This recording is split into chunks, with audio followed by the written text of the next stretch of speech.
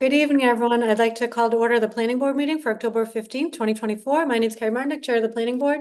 Before we get started, I have a few announcements to read. This open meeting of the Planning Board is being conducted remotely pursuant to Chapter 2 of the Acts of 2023, an act relative to extending certain COVID-19 measures adopted during the state of emergency signed into law on March 29th, 2023. All members of the Planning Board are allowed and encouraged to participate remotely. The act allows the Planning Board to meet entirely remotely so long as reasonable public access is afforded so that the public can follow along with deliberations of the meeting. The public is encouraged to follow along using the posted agenda unless the chair notes otherwise. Members of the public who wish to view the live stream of the meeting may do so by going to Northborough Remote Meetings on YouTube via the link listed on the agenda. Ensuring public access does not ensure public participation unless such participation is required by law. This meeting will feature public comment. Members, when I call your name, please respond in the affirmative. Amy Pretsky? Here. Bill Pierce? Yep, we gotcha. Bill Pierce? Here. Anthony Zaitin? Here. Billy Milton? Here. And staff, when I call your name, please respond in the affirmative. Lori Connors? Here. Ground rules for the meeting. The chair will invite each speaker or applicant on the agenda by name to make a presentation and speak to their application. Participants will provide their full name and hold until their name is called. Each speaker will be asked to mute their phone or computer when not speaking and speak clearly in a way that helps generate accurate meeting minutes. Those responding will be asked to wait until the floor is yielded to them by the chair. Speakers who wish to respond to comments of others do so through the chair, taking care to identify themselves. Each vote is taken by the board. It will be conducted by roll call. For our public comments by phone, dial *9 to raise your hand and wait to be recognized by the chair. Note the party or phone number will be visible to those in the meeting. By Zoom, click raise hand on the bottom of your screen and wait to be recognized. The chair will ask members of the public who wish to speak to identify their names and address only. Once the chair has a list of all public commentators, the chair will call on each by name and afford approximately 3 minutes for comments. And no executive session this evening, so why don't we get started on the agenda? Tonight, the first item on the agenda is the continuation of the public hearing for 9 Goddard Road for special permit per groundwater protection overlay district and site plan approval for construction of a demonstration pad with canopy and associated improvements. So at this time, why don't we bring in our applicant here? Let's see. So it looks like Evan, John, and Modi, is that right? Is that it, Lori? All you anticipate? Yes, I did anticipate one more. So the main applicant, his name escapes me. But we can ask and see if he's coming or this is the full team. What did I see? A Chris? Was there a correspondence with Chris? Yes, that was a name that I was expecting. Okay. All right. So let's see. I think we have the team for Cinco Bain. Who's representing tonight? I have Evan, Modi, and John. Carlos is the name. Hi, John. Is this your full team or is there anyone else you're expecting tonight? This is the group. Yeah, Evan should be here. Yeah, this is the group. Thank you. Is Carlos coming? Carlos unfortunately had another commitment he had to attend to, and Evan and myself will be here to present and fill you in with the updates and comments we received back. Okay, great. So when we last met, we had a couple of outstanding items we wanted to come back around to. So unless there's anything else you wanted to speak to, I think it'd be great if we could start there just with, we had Lori, you sent over additional information from the fire chief. He had no comments. Josh was DPW was fine with the information that was presented. Yes, he did suggest a number of additional conditions of approval, which I incorporated into the decision. And then I sent that draft conditions over to the applicant's team. And then they sent back some suggested modifications, which we thought were pretty minor in nature. So I shared those with Josh. He was okay with them. I was okay with them. So I'm fine with incorporating those changes if you folks are okay with it. Okay, and then for the Cinco Bain team, anything you want to speak to specifically this evening? We wanted to. I'm sure if you want to go through the review of the comments that we Mhm. suggested and what we got back as well. One thing that we wanted to really emphasize is that there is no storage of chemicals or hazardous materials outside the facility is not permitted by the facility EHS group management. So this is something to, it came up in the comments, so we wanted to 100% clarify that none of these materials are stored outside at any point in time. Okay. Did everyone on the board have a chance to look at the letter from Josh, he's Assistant DPW Director here? Did everyone have a chance to see that memo? Okay. Is that the one that came out at like 1 or 10 o'clock today, or is that? No, I think there was something a few days ago, the Okay. 11th. Was that it? Yes. Yep, last week. Okay, I saw that one then. Okay. Any questions on that from the board? I know, Laura, you mentioned Josh wasn't able to join us tonight. But any comments or question from the board? Considering we kind of really pushed to make sure these chemicals are reviewed, or any further questions on this? So if I understand correctly, they did give an updated list? They did, They did. Okay. yes. I just had a quick question for the applicant. This list, are these chemicals that were already in Northborough, or this updated list, what is coming from Cambridge? So they're new to Northborough. Yeah, I can answer that. They're new to Northborough, but within the past 6 months. Mhm. So that's Okay. what all these materials are all registered in our database system. Yeah. When I read about Saint Gobain online, it said that it's research and development in Northborough, Yeah. manufacturing or at other facilities. Right. Is that still true? There's no manufacturing of No, hazardous chemicals or anything here in Northborough? no, nope. Okay, We're so not permitted to do that. We're not actually allowed to do it on that site. No manufacturing whatsoever. Yeah. Mhm. okay, and I saw in the application, one of the forms, the DEP, some of the chemicals have to go through the DEP. Is there one that has over so many tons or something? That would be a question for our EHS director, but yeah, I suspect a lot of these are monitored by the DEP. Just one thing that comes to mind is like the oil in the generators, that's monitored by the DEP. But those are large volume, 500 gallons, things like that. Most of our stuff is very small laboratory size quantities. Yeah, this was something that was a ton. It said it was like, or just under a ton, and it sounded like something that maybe is burned off or, Oh, that might be part of the air permit, the tons per year. yep, Yeah. Yeah, so that's our DEP air permit that okay. we update that quite frequently. Okay, and even though the lab from Cambridge is moving to Northborough, you said none of the employees are, just the lab? No, there'll be 3 employees. They relocated most of their employees over to Wilmington, Mass, in a brand new facility. Mm-hmm.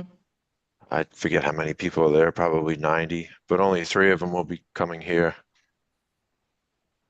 Okay. All right, I think that's all I had. Like, I don't know if the fire chief must know this, Lori, but I know when Tradabi brought in new chemicals, I think part of it had to go through Board of Health too, so I'm sure they review all the chemicals too.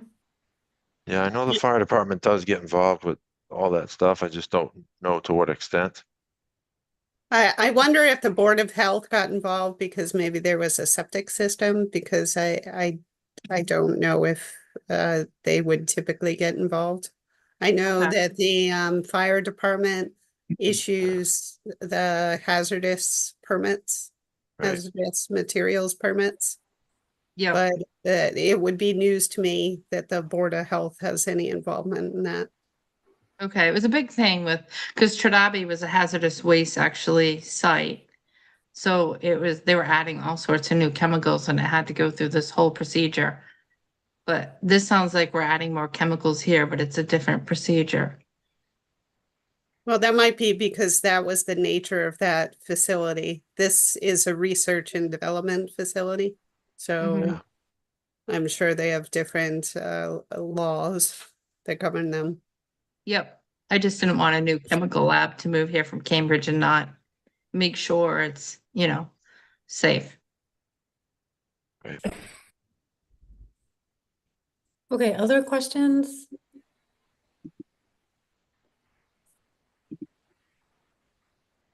Okay, I think then at this point, we could look at the conditions, but I do want to make sure to accommodate for any public comments tonight, which I don't really see, so there's nothing there for public comments. Did everyone have a chance to look at the most updated draft of conditions? So just to be sure, Lori, the most up-to-date came this afternoon.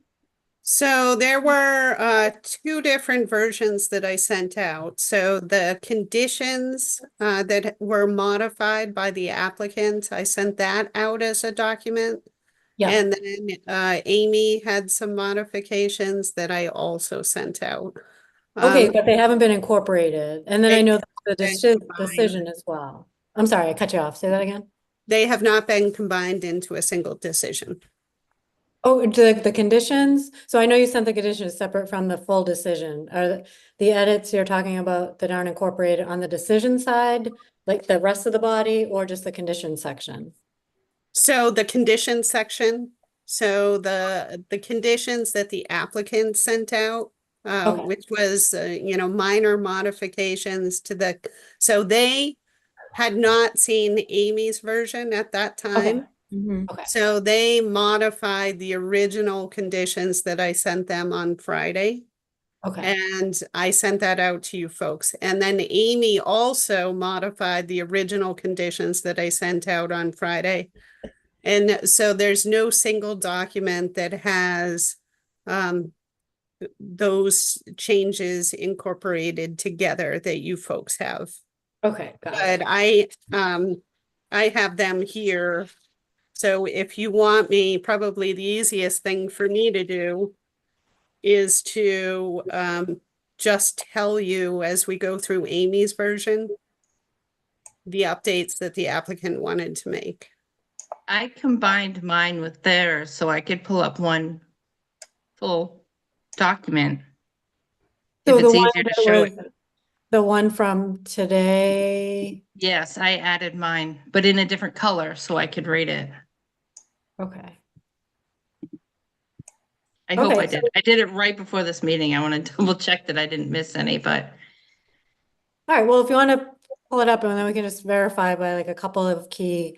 So Laura, you'd probably recognize changes from, well, I know they're underlined in red on the draft conditions from today. So I guess we'll be able to see pretty quickly. yep. Let me see. Let me see what I called it. Um, Eh, yeah. I just want to save it so I can share it.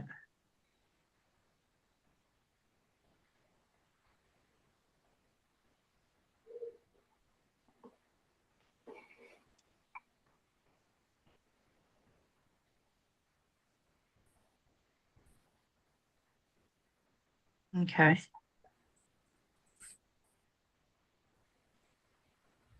There we go. I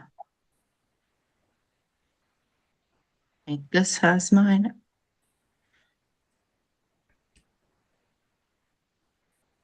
It doesn't have at the top. B and C in what I updated. I merged B and C, but we don't have to, but in other decisions where it says prior to construction activity, then we have 1 and 2, since these were both prior to construction activity. It could say prior to construction activity, semicolon or colon, and then list both of these. I didn't do that, but merge B and C because they're both prior to construction. But if we leave them separate, that's fine too. See how down lower it says prior to issuance of occupancy? Oh, right. It says 1, 2, and 3. Mm-hmm. B and Yeah. C can be prior to construction activity and be 1 and 2 also. Yeah. But that's up to Lori. If you And- want to combine them, then sure, that's fine. And what's in red is their changes. Their changes are in red. So the first one is C. It's something that that was changed. On E, I was just saying who it says to provide a list of the safety data sheets, but it doesn't say who to provide them to. So I was assuming that goes to the assistant DPW director. I was just Yes. adding that. Yep, just that added would be that. correct. Yep. Okay. And then, the next one down, the red is what they updated and with Lori. And then the purpley blue is mine. And the updates shall be submitted to the planning director and presented to planning board every 5 years. Even in Josh's email, he mentioned that it was in the original decision that if there's a master plan updated every 5 years, who it should be submitted to, and that should be presented in front of the board. Earthworks does that right now with Kimball Sand. They present every year what their updates are. So I didn't know if this was a big deal. If they I would just add the assistant DPW director to that Okay, planning department, and the assistant DPW director. yeah.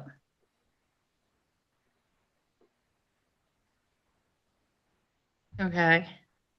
So the next one down, the red change was theirs.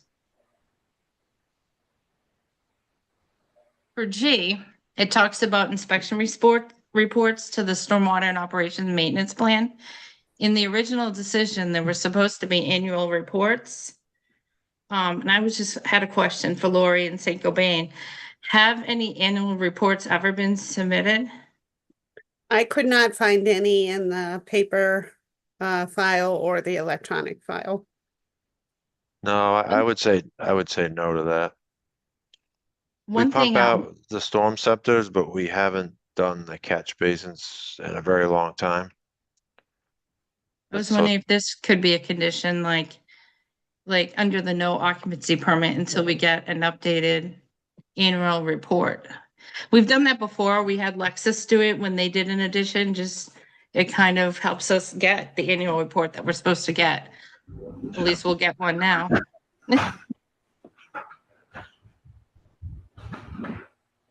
I think that already, oh, okay, so you want me to add that to the letter G?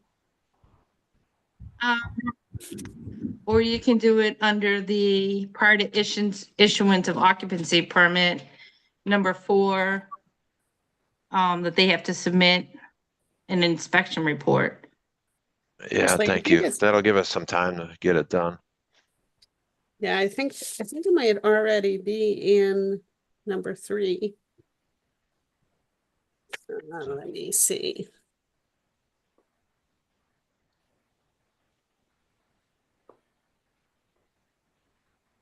It says prepare and under 2, prepare and submit No, the it's completed number operation. 2. Yeah, Okay. All right. So I must have missed that one. I'll take that off. So I highlighted manufactured because I wanted to ask the question if you guys did manufacture any. But since you don't manufacture any toxic chemicals, I was wondering if we should take it off. Because it says hazardous and toxic chemicals manufacturers applied, transported. It should probably list only what they do. Hazardous and toxic chemicals that are applied. but what Indoor if they disposal. start manufacturing them at some point in the future? I would think they'd have to come for another permit. Like, you just can't stop manufacturing chemicals without getting a special permit to do that. You know, I mean, that wasn't part of the research and development application. Okay, I'll take it out. I don't know if they even dispose of them on site. but, No, I it's don't all know. taken out by Clean Harbors. So we should probably take it disposed of on site because they're not disposed of on site.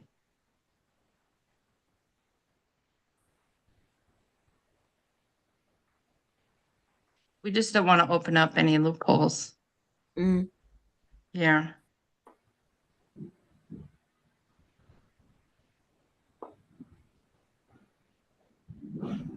I was wondering, one of the things, because they said there'll be no outside storage of chemicals, but maybe it can be added to this number H. It talks about the storage of chemicals. Maybe, we want to add there will be no outside storage of chemicals, either to H or I added it down in M.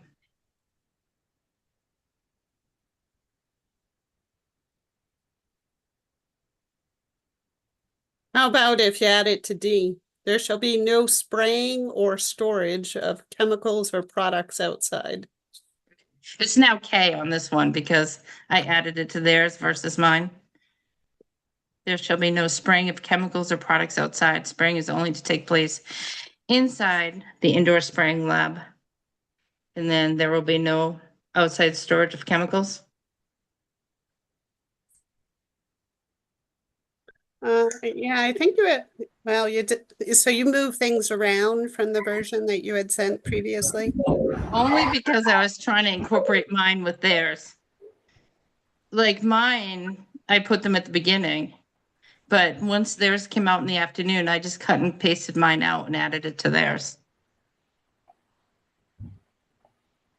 They're probably actually easier at the end because you talk in I about condition C. So if you put them before, it knocks all the letters off again. Okay. So you want me to move this to K? Yep. And I can send you this. I just, when I had to merge the two of them, that's what I did is I just cut and pasted out of mine and put it on theirs.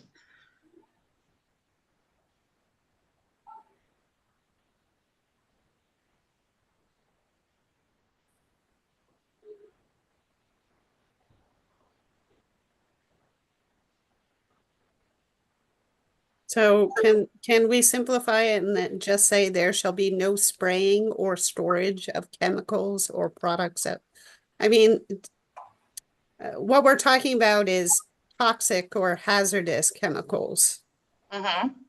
So maybe we should specify that. Because it had, products outside, that could be, it could be anything like a block. But the concern is that it is hazardous or toxic. Right, it has to do with the demonstration pad. So that's why they talked about how they're gonna be spraying products inside. But they Right, wouldn't be but- spraying them outside. But I guess my point is I'd like to delete or products. Because what we're doing here is we're talking about toxic or hazardous chemicals. Okay, I took that from something else that they're gonna use spraying of products inside. So I cut and pasted that from them, that only chemicals or products will be used on the inside, but if you wanna say there'll be no spraying of chemicals. Of toxic or hazardous chemicals. Mhm. So it would be, the sentence would be, there shall be no spraying or storage of toxic or hazardous chemicals outside. Mhm.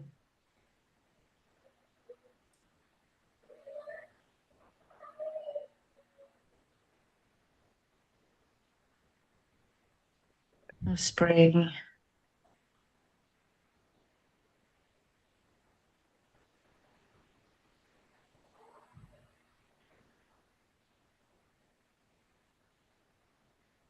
And then I added, because even in the DEP report, it said the demonstration pad will only be operated 21 days per year.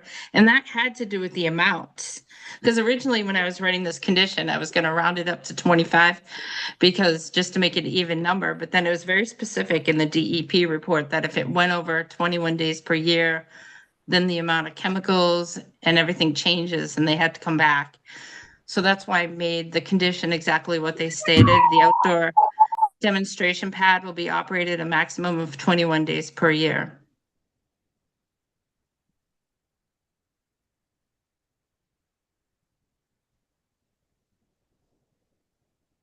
I'm fine with making that change.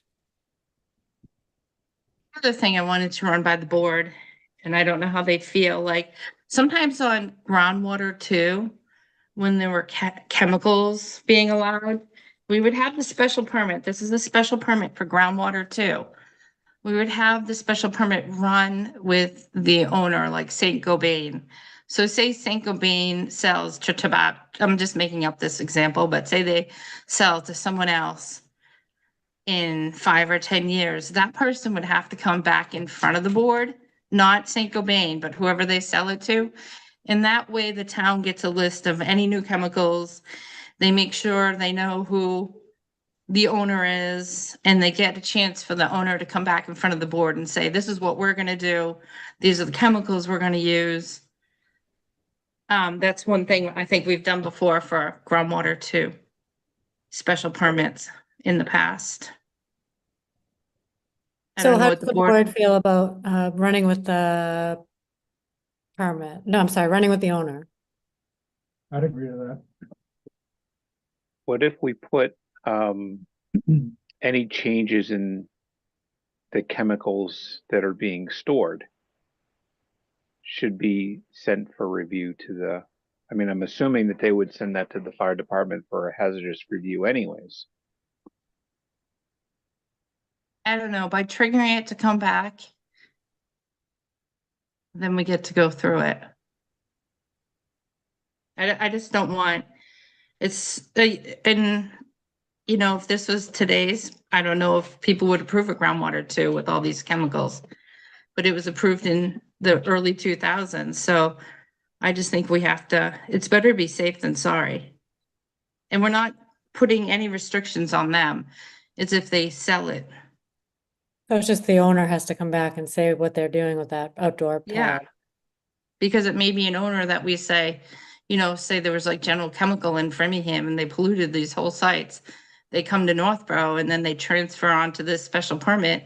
We'd have the chance to say, sorry, but you already polluted 2 other towns.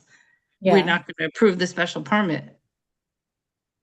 yeah, I think it doesn't, I think it's fine. I think it's a good safeguard. There's no real issue for Saint Gobain. They wouldn't have to, it would be the next person that would have to come back. If they And wanted really, to. The new owner may not even want to use it and they'd never have to come back. They right, could assemble it and just move on. right, because this is just for the demo, outside demonstration pad. They already have the permits for the other buildings. Is anyone This is- against it? I guess. No, I'm fine with it. I'm fine. Okay, it sounds like that's fine. Yeah. I don't know how to word it. I just thought of it earlier today. Oh, so we do have language for that normally. Yeah.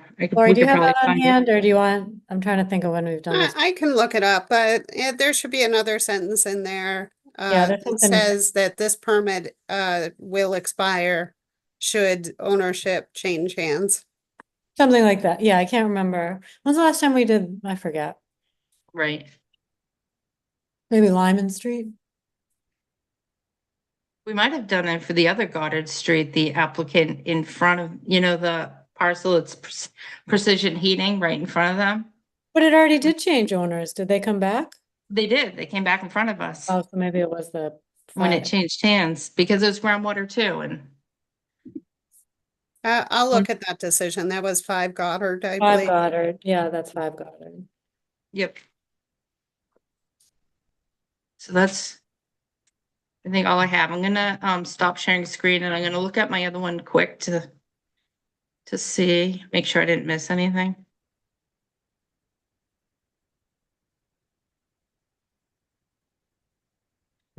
The draft that I have from 5 Goddard says in parentheses, I need to reword this condition and we'll do so on the following meeting. So we never, we always struggle with that one, I guess. Just wanted to word it right. Okay, that's all I have. I had a couple findings of fact, but we could go through those after. Some changes. Okay, so Lori, does this look like now it encompasses what was changed before? Yeah, so there were some changes to G3, which is going to be different lettering for you. So they had wanted, yeah, it looks like Amy captured that. Let's see. This is theirs. You might be looking at mine. Yeah, I'm looking at, so the red is their changes, which I see she incorporated. And then the other one was to Roman numeral I above. Here we go. Yep, I didn't change those. Yeah, But the so it only looks like you incorporated those. Good. The only thing that may get screwed up is if B and C merge, then down here where you say condition C, that will change. So we might want to leave them separate unless you want to merge them, and then we just have to change that condition number. That's fine. Well, we'll just merge them and I'll just change that condition number. Should I stop sharing? My Lori, was there sister's- anything that we're missing, or it seems like it's all? It seems like it's all there. Okay, so for board members, based on what we just talked about for conditions, anything of further discussion here, or this sounds all reasonable? And nothing for me. Okay, Yeah, Yeah, Okay. no, I think it sounds pretty complete. It definitely addressed all the things that we had concerns about. okay, great. And then from the applicant, anything that you wanted to further discuss here? Nothing at my end. John or Evan? I'm good. Thank you, Moody. Yep. Okay, so then, oh, go ahead. Did I miss someone? Okay, then we have the larger decision, and then Amy, you had some questions on the was it the findings of facts you had some questions about? Yeah, I could pull it out. It's so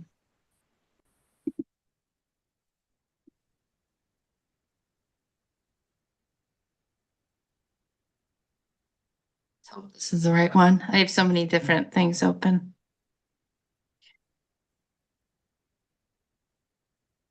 Is this one moving? Is that the one? Did I pull it up? The right one? Yep. Okay. All I added for the findings of fact was, because so people don't have to go through and read the fire chief's letter. I wrote the fire chief and deputy fire chief had no concerns. Because a lot of times with our findings of fact, we used to say, groundwater committee has no concerns, design review has no, or they approved it, or they had no concerns. So I just added, that the fire chief and deputy fire chief had no concerns because they're the ones who wrote the memo. Mhm. I know I go through and I read decisions sometimes, and it's nice when it's spelled out. Right. Number 6, it talked about the build out in the master plan. I would just add how many have been built, so people don't have to go back and research it again. I totally forgot. So the applicant, I know the original decision was phase 1. It was 74,000 or 76,400 square feet. Were there any additions since then? I know you went through it last time and I forgot. Or was phase 1 the only phase that was completed? I'm not sure, Moody. Do you remember what Carlos stated about this? I don't remember offhand, John. I can look it up here, but if Evan has it pulled up, maybe he can chime in. But I'll try to look this up very quick here. I know I've been on the board since 2014 and like no phases have been since I've been on the board. Yeah, we built building 3 in 2008. And then shortly thereafter, building 5. So that's probably around 50,000 square feet. It was a file in 2012. So I think that was one of the projects that you built. Yeah, I'm trying to think which one. That might have been the build out of building 5 because we built the shell, but we didn't actually fit it out.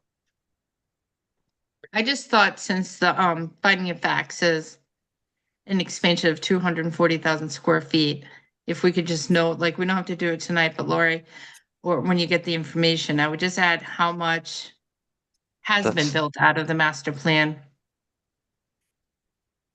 to date. I'm Kinda gonna need keeps- that from the applicant because we don't often, so when we permit something, they don't always build what we permit. So usually the building inspector, because they have jurisdiction over buildings and we have jurisdiction over sites. So they would get that information, but not necessarily our department. So I will have to rely on the applicant to supply that information because I'm probably not going to be able to find it by going through my files. Yeah, and we can follow up with the information, definitely. Yeah. Just let you know what has been built and I was just curious to keep a running tally, so when someone researches, we know what's been done, what hasn't. It sounds about right, 76,000, but That's Well, what was we- permitted back then. yeah. We can confirm that. And in the finding of fact, we were doing some waivers. So we talked about landscaping was a waiver and parking was a waiver, but lighting is also a waiver. So I wanted to add in the finding of fact that the only lighting change they mentioned at the last meeting would be the addition of lights under the canopy. Because I want to think that's what you guys said last time. that's correct, yes. So I just added that to finding of fact to go along with the waivers we're giving.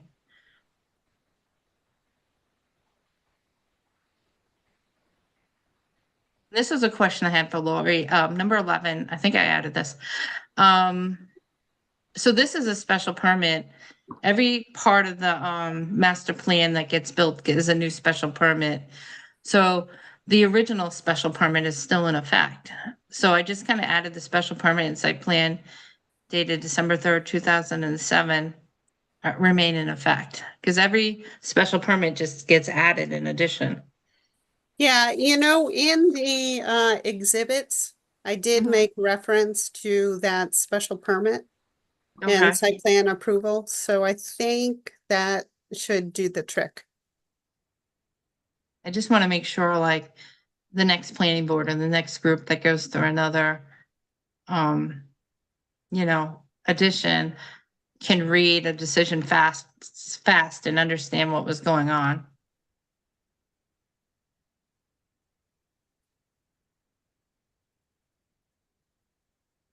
Do you mind putting this in? Because it just makes it doesn't add or subtract to it. It just, for me, it makes it easier to understand the facts of the site. If you want to. And that's all I had. Any board thoughts on any of this? I think it's fine. I don't think there's anything significant. Okay. Okay, so I'll stop sharing.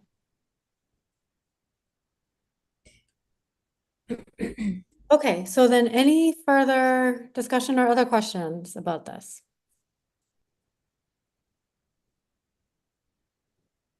Okay. All right, so then with that, it seems like we have everything in order, so why don't, we have a couple things. Oh, also, we had discussed this last time and the board seemed, just in thinking of sort of a straw poll, the board was okay with the waivers at hand. Does anyone want to talk more about any of the waivers that have been requested, or are we prepared to vote on the waivers as well? I'm all set. Okay. All right, so we have a couple things then. We need to close the public hearing. We're gonna grant our waivers, and then we're gonna go through the criteria for the site plan and the special permit for groundwater. So, and also, we now have Amy, you took down your sheet, but what is our findings of fact are now, I need the new numbers for findings of fact and conditions. So I believe with her changes, there are 16 findings of fact. Oh, so it's still 16. One, Yep. really? And Okay. then with the additional conditions, I believe, Amy, I had yours, even if we move things around, I think we still only have conditions through L. Yeah, look, I just want to check the findings of fact. Yeah, that's Maybe weird. it's because I had, I'm looking at your version, which combined Yeah. B and C together. And so that's why I have the L. Okay, I'm gonna pull it up. So the findings of fact are 16. Maybe because she was looking at mine for that too. And I had already added them. Yeah, the letter L is the new one, which is the groundwater special permit runs with the property owner. So that wasn't on the one that you had originally sent out. Okay, let me see. Where it went.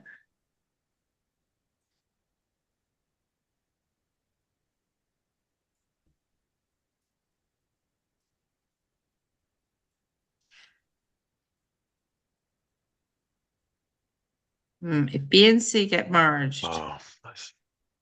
it's gonna, I'm just doing this for a second to see how the letters change.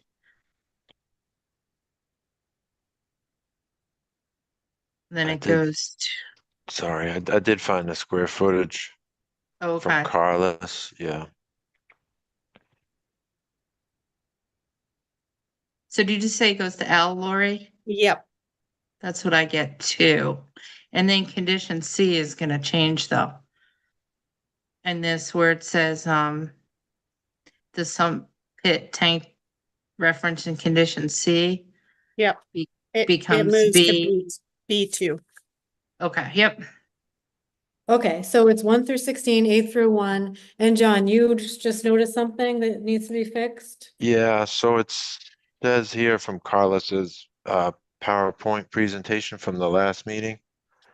We were approved for 379,400 square feet of development. So I think that's where the mistake is. Where's that line on your document? Does that include what was approved in Marlboro? Yes, Because I think the 240,000 is just what was approved in Northborough. possibly, but currently we're only at 205, 250. Two 250 or 205? Current square footage is 205,250. Is that in both towns? Yeah, Oh, okay. Because I would think if there was more building in Northborough, it would have had to come before the board. Like in December 2007, they approved 76,400 square feet. yeah, I Maybe, didn't find that. I just found that we were approved up to 379,400. I guess we'll have to figure out, Laura, because the decision in 2007 said 76,400 square feet and any new additions have to come in front of the board. But Oh, if that's they're only in Marlboro, they wouldn't come to Right. Northborough. So Yep. I think that's the discrepancy. Okay. Is there anyone who can check it out? We just, I mean, for our records, we should know what has happened in Northborough. I guess we can do that, right, Moody, or? Yeah, absolutely. As part of the master plan, I think you Yeah. could break out what's in Northborough and what's in Marlborough. Sure.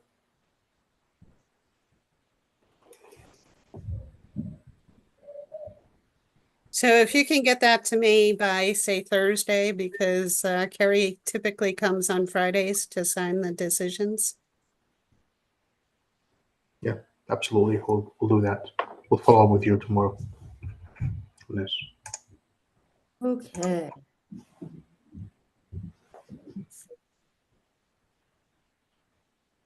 So, hold on here.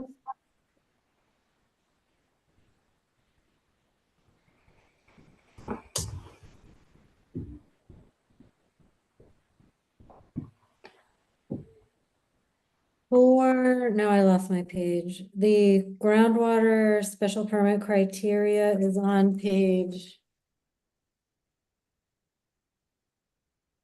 Does anybody have that?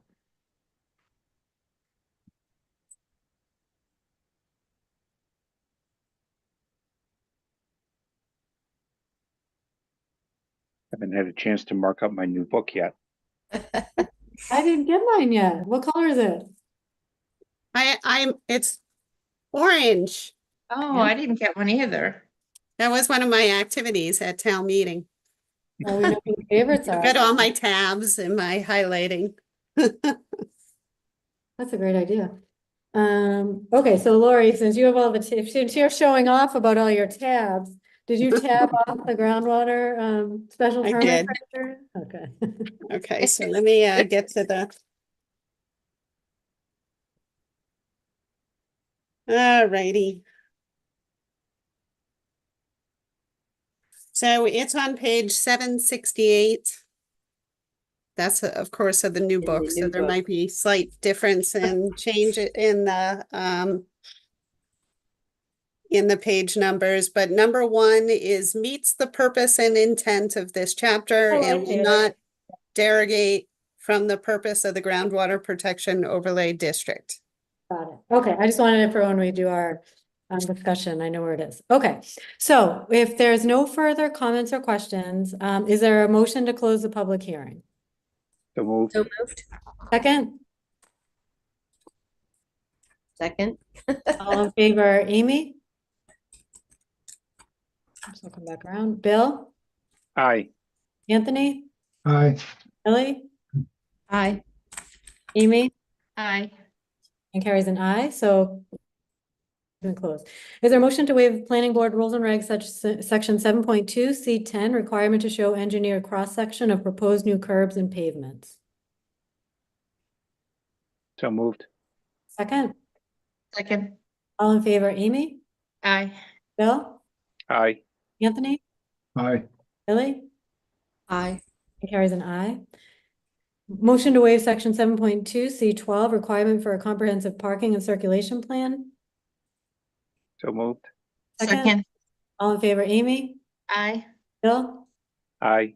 Anthony? Aye. Billy? Aye. Carries an aye. Motion to grant a partial waiver of section 7.2 C17 requirement to submit a detailed operations and maintenance plan as part of the stormwater management system design. A detailed operation and maintenance plan for the entire site will be submitted prior to issuance of an occupancy permit. So So moved. moved. Second, Second. all in favor, Amy? Aye. Bill? Aye. Anthony? Aye. Billy? Aye. Carries an aye. Motion to waive section 7.2 C18 requirement for a lighting plan. So moved. Second, Second. all in favor, Amy? Aye. Bill? Aye. Anthony? Aye. Billy? Aye. Carries an aye. Motion to waive section 7.2 C19 requirement for a landscape plan. So moved. Second. All in favor, Amy? Aye. Bill? Aye. Anthony? Aye. Billy? Aye. Carries an aye. Motion to waive section 7.2 D1 requirement for a development impact analysis. So moved. Second, Second. all in favor, Amy? Aye. Bill? Aye. Anthony? Aye. Billy? Aye. Carries an aye. Okay, I'm gonna ask for a motion to grant the site plan approval and special permit. Once we have a motion that's been seconded, we'll open up our criteria and just talk through, the criteria for both before we vote. So, motion to grant site plan approval and a special permit for a groundwater protection overlay district to allow the construction of an outdoor demonstration pad with canopy and associated stormwater improvements for the property located at 9 Goddard Road, subject to findings of fact 1 through 16 with conditions A through L. So moved. Second? And Okay, so motions made and seconded. We are going to take a look at the criteria for both. So, since the site plan needs a special permit, let's look at the special permit first to make sure that this meets the requirements of a groundwater special permit. So, as Lori mentioned on page 768 of your bylaws, we have, meets the purpose and intent of this chapter and will not derogate from the purpose of the groundwater protection overlay districts. Any disagreement with that? I think with the conditions, it meets it. Mhm. Will not during construction or thereafter impair ambient groundwater quality or reduce existing recharge capacity beyond that allowed per this chapter. Yep. Yep. Yeah, Will not adversely affect the quality or the yield of an existing or potential water supply. As long as they follow the conditions. Yep. yeah, Okay, now we did waive some things here on the site plan, but in terms of looking at the decision criteria for a site plan, if everyone looks at, it's 716 on the red book. I don't know if it's still 716 in the orange book.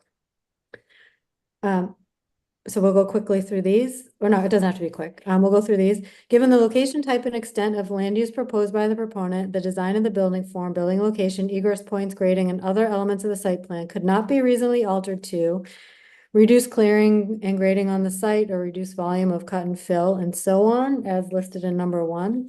Anyone disagree? No? Nope. Reduce the risk of groundwater contamination from on-site wastewater disposal systems or operations on the premises and so on, as seen in number 2. Any issues? Okay. Nope. Improve pedestrian, bicycle, or vehicular safety, both on the site and egressing from it. Doesn't really seem applicable, but. Right, not applicable. Yeah. Improve access to each structure for fire and other emergency service equipment. Seems like the fire chief didn't have any issues. Yeah. Reduce visual intrusion by controlling the visibility of parking, storage, or other outdoor services areas viewed from public ways or premises residentially used or zoned. Doesn't really In the seem like- back. Yeah. Okay. Any issues? Amy, was that an issue or just pointing out? No. Achieve greater consistency and compatibility with the surrounding area as to building design or scale or site design. Fine.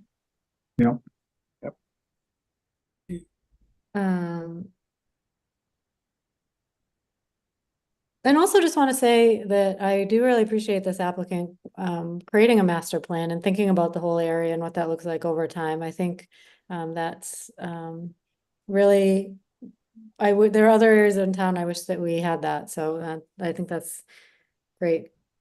Thank you. Reduce glare from headlights, reduce light trespass from luminaires onto adjacent lots, etc. I don't think, we didn't really look at a lighting plan for this one. It's not applicable. Mm-mm. Avoid the removal or disruption of historic, traditional, or significant structures, etc. No, Right. nothing historical. No. Reduce obstruction of scenic views from publicly accessible locations. Nope, it's in the back. And there were no variances associated with there weren't any variances, were there? I don't think so. No, okay. Okay, so after discussion, again, the motion's been made and seconded. Any further discussion on site plan or special permit criteria? Seems like the board feels like the applicant met the criteria as we discussed. So with that, all in favor, Amy, Aye. Bill, Aye. Anthony, aye, Lily? Aye. Carries an eye. Okay, great. That's it then. Thank you for your presentation and your follow-up materials. And I think you can coordinate with Lori in terms of that follow-up there, and we should be good. Thank you very much. Thank you very much for your time and consideration. Approval. And Thank you. thank you. Yeah, have a good Thank night. you. Good night, everybody. Good night.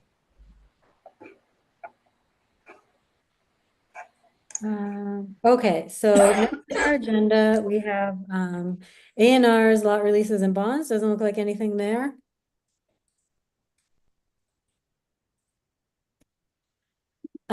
Okay, so one thing, let's see.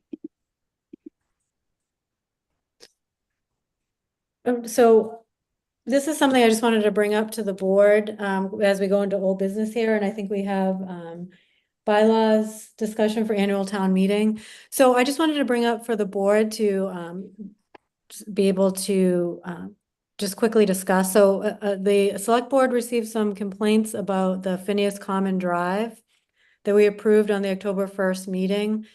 Does the board want to ask the developer for an alternative name to consider on our meeting on November 19th? Or are we okay with our, so I wasn't there and Amy wasn't there, so I guess for whoever, Anthony, you chaired that meeting. Any comments? Do you want, any thoughts on, do we want to ask for alternates? Are we happy where we are? Did everyone get a chance to read the comments that sent to the board?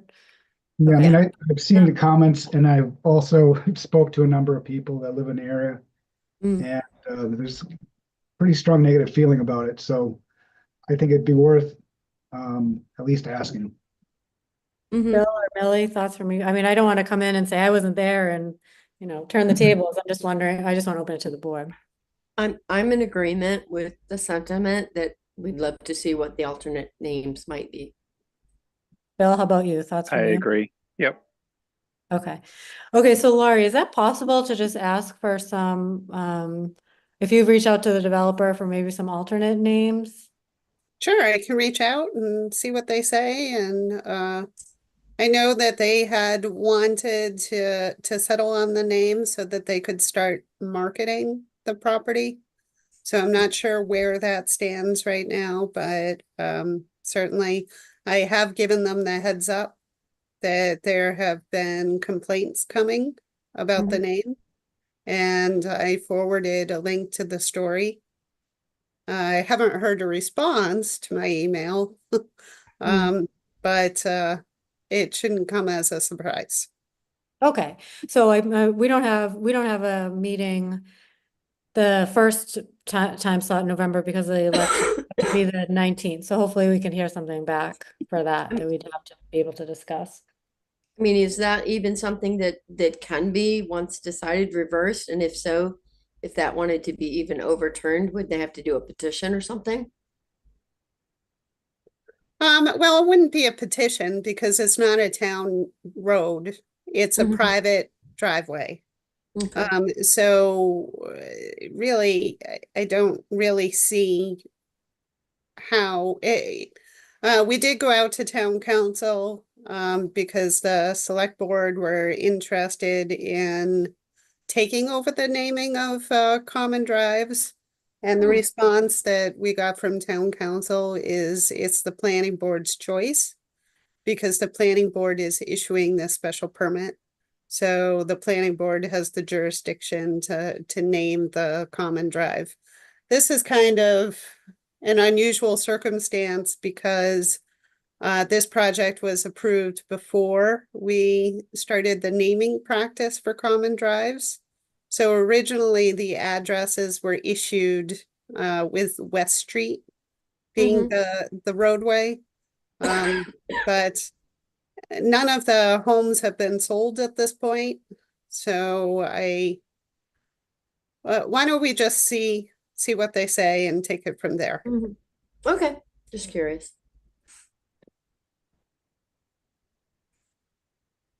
Terry, you're on mute. It's chatting away to myself. Next, we had a lot of time for bylaws discussion, and Lori, you sent over some requirements for us to consider. Is that a good place to start in terms of as we talk about bylaws, or? Sure, we can. And I did also, I have my draft bylaw changes all queued up and ready to Oh. share if you'd Okay, like if me that's a to better share spot them. to start, feel free. It doesn't necessarily matter either way. Okay. Can you see my screen? Mhm. Yes. Okay, so as you know, there was a new housing bond bill that was approved, and it goes into effect in February of 2025. So we did receive some correspondence from KP Law, who is our town council, with kind of a heads up of various things that we should think about incorporating into our accessory dwelling unit bylaw. So we have an accessory dwelling unit bylaw. Thankfully, we are in compliance in certain ways, and then in other ways, we are not in compliance. The most significant way that we are in compliance is that in Northborough, ADUs are allowed in all of our residential districts by right. And also they are allowed by the building inspector. So the building inspector is the permitting authority. So that way we're good. Our definition does not comply with the new law. So the first change that you see here is a modification of the definition so that it meets the definition that it has to comply with. So here you can see I added the language. The building inspector may issue a building permit authorizing the installation and use of an accessory dwelling, which may be located within or attached to. I'm proposing to strike the language an owner occupied single-family dwelling or detached existing accessory structure. And the reason for that is the new law says that we cannot mandate that the property owner live in one of the units. So we have to strike that language from our bylaw. So right now, our bylaw also says that it can only be within or attached to an existing accessory structure. So that would mean that if you have a two-car garage, then you could build up on top of the garage to do your in-law apartment. If you have an existing barn on site, then you could add an accessory unit to the barn, within the barn or attached to it. I am suggesting that we loosen that up because it is difficult if you already have a structure, especially the two-car garage. It is difficult to build up on the existing structure. Oftentimes what people would do is they would just demolish the existing garage and then they would build a new two-car garage with the living space above the garage.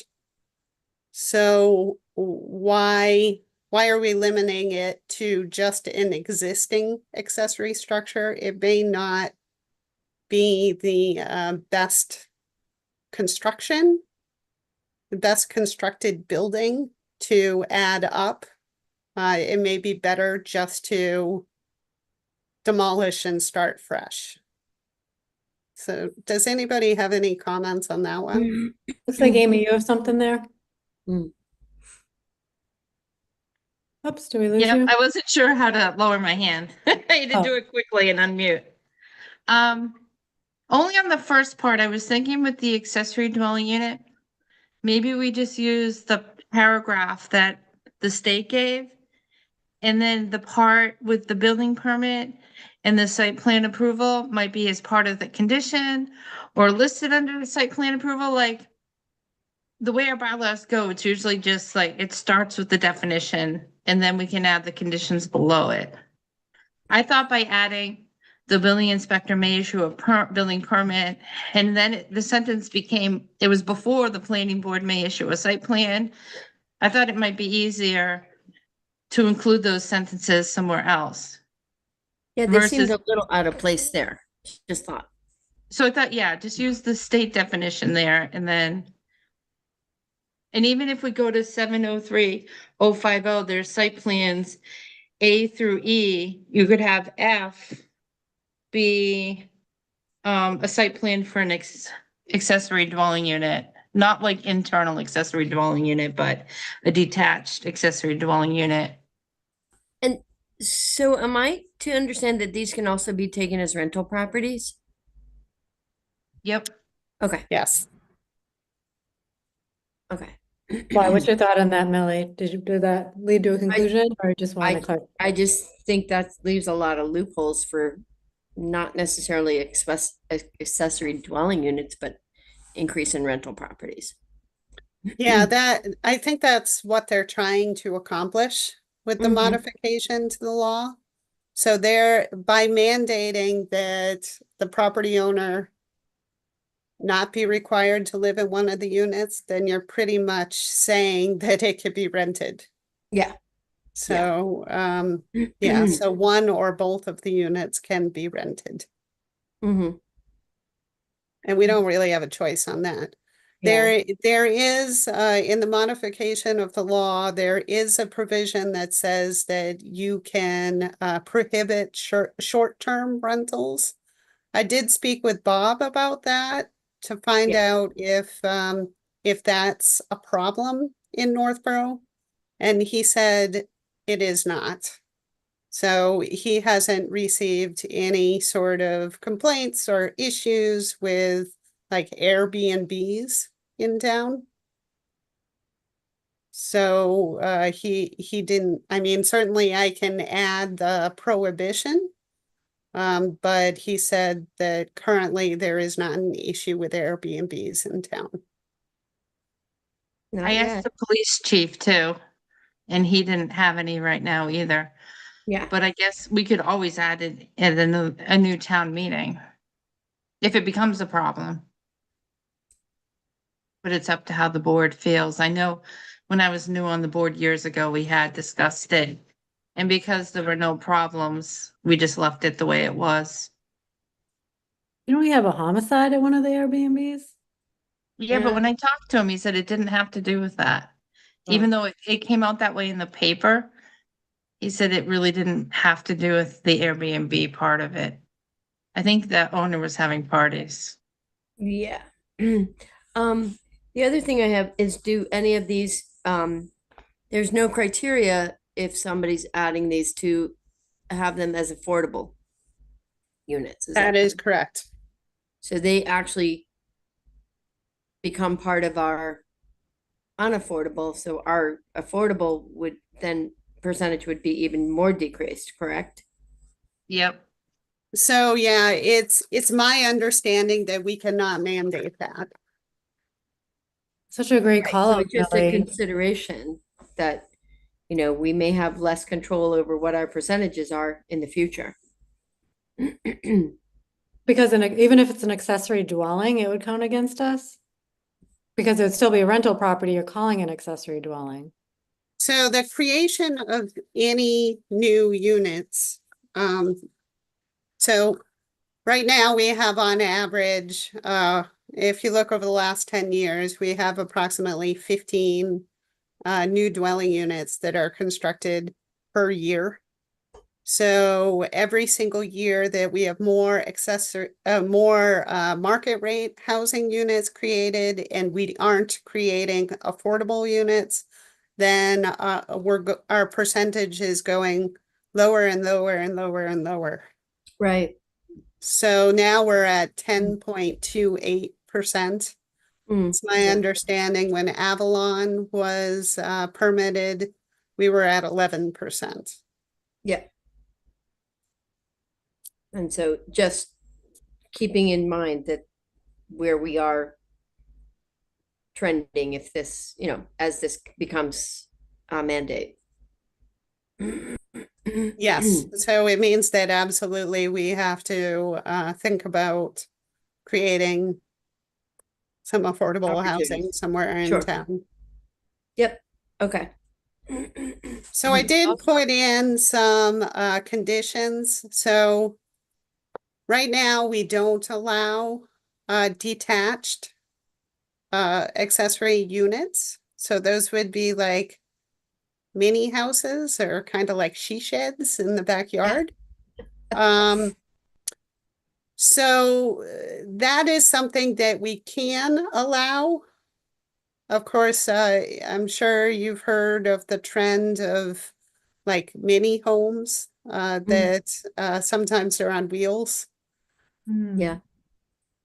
So that would fall under this this definition. So I thought because that is something that would be new, maybe it would be more palatable to allow those if they were subject to site plan review.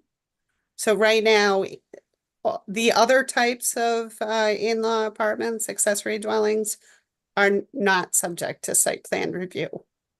So they just have to meet, the regulations, they have to meet code, they have to meet setbacks. So then I also put in some conditions. So if you are going to do a detached accessory dwelling, it has to be located to the rear or the side of the principal dwelling. I was concerned about maybe having some of these units put in a front yard, which probably wouldn't look so great. It might look a little weird. Yeah. And if it's then they have to be attached? set back 10 feet. I was thinking specifically about fire safety. What if it's an attached one too, not just a detached? Like someone can do like a duplex. It's Mhm. attached, but you wouldn't want that one on the front either. Does that say it has to be in the back or side?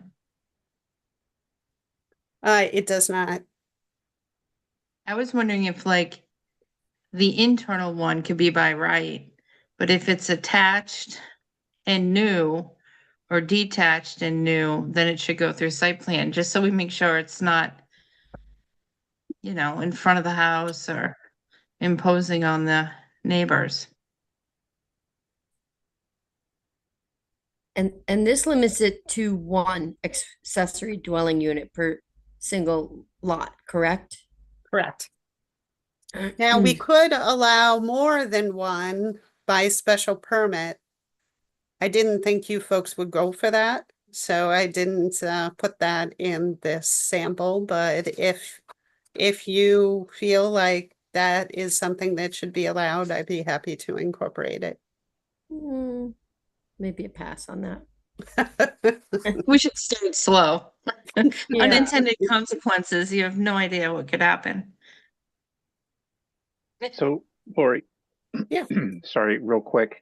So I lived at a house, our first house actually was in Marlboro, and they had gotten around these rules by they had what anyone looking at them would have considered as a single family homes. But what they did is they attached each one by a wall. Mm. And therefore they were able to say that it's an attached building and not a detached building. Do we have anything in our bylaws that would prevent that? No, in fact, I did talk to the building inspector about an accessory dwelling that I believe is under construction right now. And in that case, they put a pergola. So they attached the accessory dwelling unit to the main house via a pergola. And he thought that that was appropriate because our existing bylaw doesn't specify how it's attached.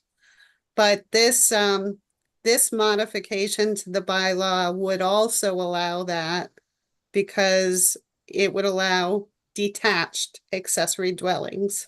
But in this case, it would have to go through site plan review. Right. But if it was attached, then it's all one building. So it's not Correct. detached, so they could do as many as they wanted and just have a stone wall or a pergola or something connecting them all. And it's No. all attached, it's all one building. Because you can only do one unit, one accessory dwelling on a single family lot.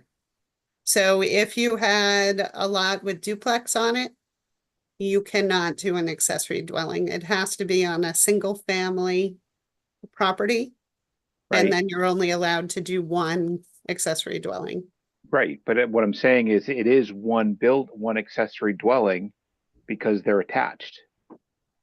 Well, if there are multiple families living in it, then it becomes a multifamily. Which if multifamilies aren't allowed, then they can't do that. So Okay. does a multifamily mean just two families? Because if you put a full family in an accessory dwelling unit, which might be possible if it's a small family, then you have basically a two family or multifamily on a single family lot. So a multifamily is defined as 3 or more units. Mm-hmm. So we have Okay. we have 2 families, of course, are allowed duplexes. But if you're doing a 2 family, you don't have to adhere to these design limitations for Right. an accessory dwelling. So you can see here Yeah. that the accessory dwelling is limited in size to half the gross floor area of the principal dwelling or 900 square feet, whichever is smaller. Yeah. So if you have, say, a 1,500 square foot single family house, then your accessory dwelling has to be half that size. So 750 square feet. So it's not going to look like a 2 family, or at least it shouldn't, Right. because that unit is going to be significantly smaller in size than the single family house. Now, So you also mentioned something about those mini houses. What about people who, have trailers? I mean, I've seen people who hook up trailers to live in. yeah, so our bylaw does address mobile homes. And essentially it says you can't live in them. Okay, that's different than the mini house on wheels. Correct. Okay. And then you can see at letter F, we do already have design criteria that says that it pretty much has to still look like a single family home. So if you're doing an addition, then Okay. it has to be designed in such a way where it still looks like a single family. It can't look like a duplex. Interesting. Okay. Thank you. Yep, so that's all there is to this one. Now that would be part of the site plan, looking at the design, so it looks like single family. So right now, we don't require a site plan review. Mm-hmm. So the building inspector is enforcing this letter F. Okay. Now, we are doing site plan review if it's detached. And I mentioned earlier, just a second ago, what if it's attached but not internal? So now you're gonna build it off the side or off the front. Because if it's detached, you said it can't be in the front. But if it's attached, like Bill was saying about attached things, it could now be attached to the front. Say they don't have the setbacks for the side and the back. They might attach them to the front. I was wondering, just while we're starting out, if attached plus detached should go through site plan. And if it's internal, then it's allowed by right through the building permit.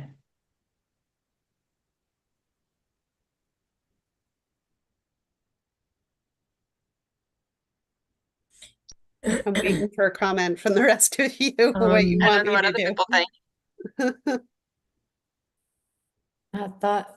Thoughts from the board on this? Can you repeat that, Amy? I'm not sure if I lost pieces of it.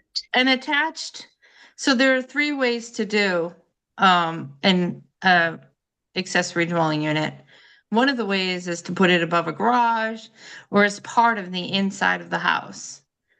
And then you have attached, so it's like a duplex, but like Lori said, it can only go up to 900 square feet. So it's like a duplex where one side is smaller, but Mhm. it still will look like, it could still look like a duplex.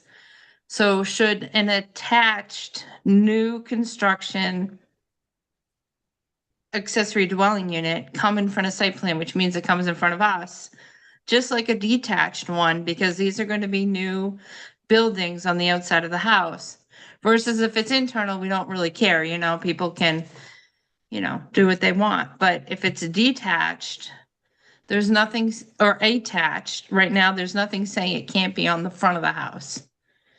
I think it So- should then. I think at least to start off with, it should probably come in front of site plan review. Like the new law doesn't say you can't have site plan review. So I've seen a lot of accessory dwellings. So in my experience, the most common location to put an accessory dwelling is over a two-car garage. Mhm. So the two-car garage may be attached to the single-family house, or it may be detached. Every once in a while, I've seen they attach the accessory dwelling to the garage in the back. So I've never seen a circumstance where they put the accessory dwelling on the front of the house. So typically the two-car garage would be in line with the house. So it would be along the front facade, but it wouldn't be projecting out from the house. So it wouldn't be projecting forward, kind of like a snout. Unless Maybe the we have to add garage, unless the garage currently projects out like a snout. Maybe we have to add that. If we don't want to do site plan review of the attached, maybe we also have to add in that has to be on the side or the back of an existing, whether it's the garage or the house. Well, could I say it has to be over the garage or in the back?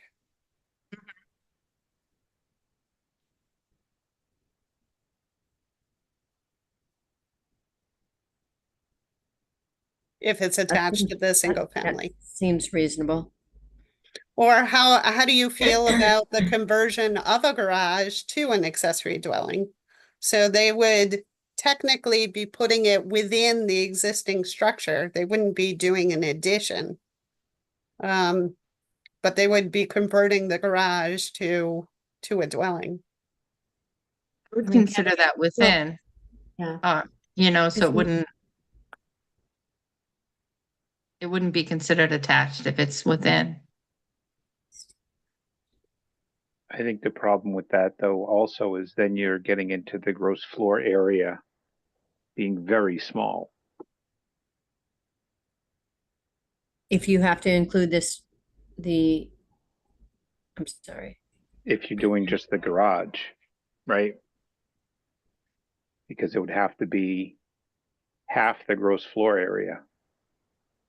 So you only get half of the garage size as an accessory dwelling. Does the gross floor think- area not include the residence? The No, it's the residence? principal, so it'd be the house. The house, yeah. That's what I thought it was. Not just the garage, Oh, not the Sorry, garage maybe at all. I misunderstood what Lori was saying then. Yeah, I think it's the living area of the house that's, um, We So have the what if- size of the principal unit. Right. What about if on B, you have a detached accessory dwelling shall be located in the rear or side? What about if we just took out detached? An accessory dwelling shall be located to the rear or side of the principal dwelling. Unless it's within. unless, or on top of. Yeah, okay. Nice try, Bill.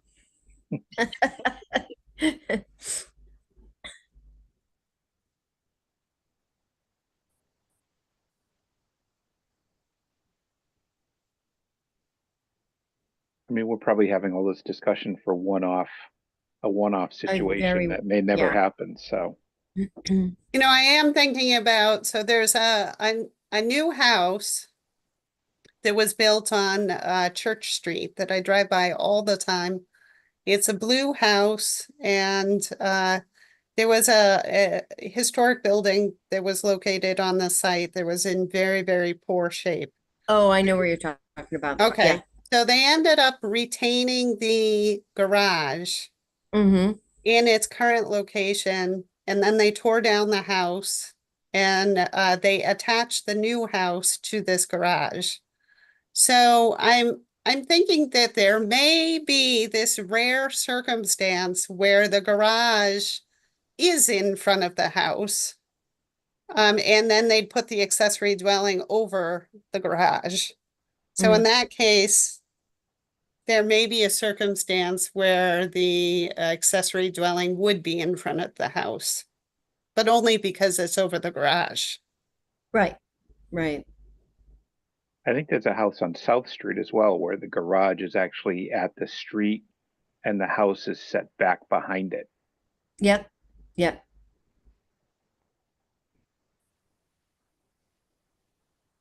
I think it's more for something new being built versus internal within, like a garage. Like if they're gonna build a new unit for accessory dwelling, you just don't want it in the front yard.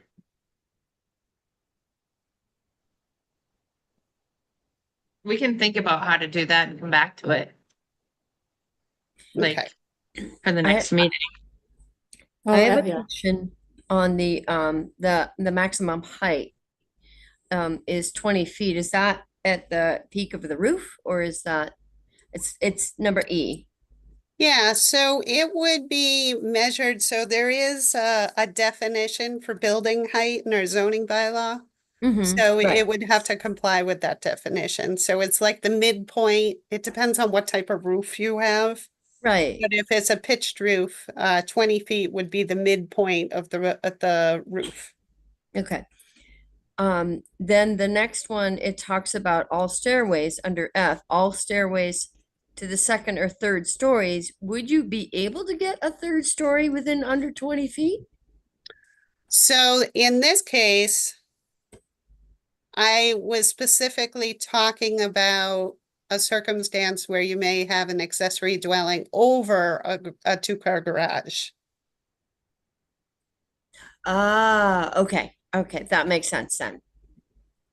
Even Yeah. within an old house, like say like the ZBA just approved, it's almost like a duplex. It's an older house downtown and there's gonna be a unit upstairs. Oh, I guess it's not half the size of the house though. So- Well, maybe it is. But then, sorry to go back, but then the maximum height of a detached accessory dwelling can't be over a garage generally because it's going to exceed 20 feet. Doesn't that 20 Yeah, feet sort of but then it's enhance not that? detached. It's not detached. So in that circumstance, it's over, so it's an addition to an existing single-family home, or it's an addition to an accessory structure. So you have a two-car garage, whether it's attached to the single-family structure or detached, it doesn't matter. So the unit would be above the two-car garage. And then another circumstance may be, say you have a single-family home, especially an older single-family home where you have a walk-up attic. Yeah. So you could convert the walk-up attic into an accessory dwelling, and that would be a circumstance where you may have an accessory dwelling on the third floor. Okay, so the measurement of the 20 feet starts at the point where the accessory dwelling, where the structure becomes the accessory dwelling, not what may be below it. The 20-foot height is only for a detached accessory dwelling. So if you're talking okay. about a regular but- single-family house or like a barn or a garage, then chances are it's 35 feet because that's the height restriction in the residential districts. So you see this, the maximum height of a detached accessory dwelling. So that only applies to detached accessory dwellings, so standalone accessory dwellings.